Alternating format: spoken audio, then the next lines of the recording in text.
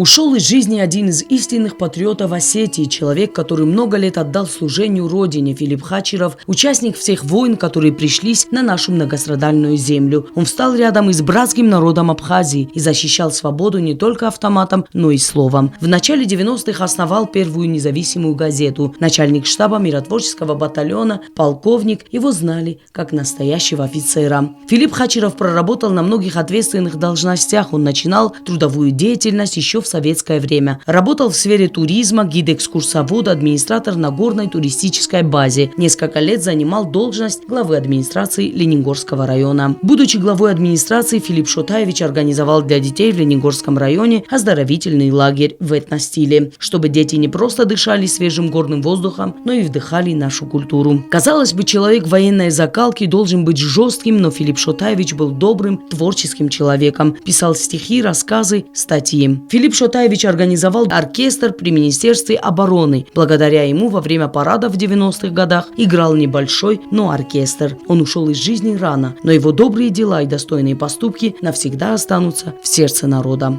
Оксана Джуева, Лали Кодоева, ГТРК ИР, информационный выпуск сегодня.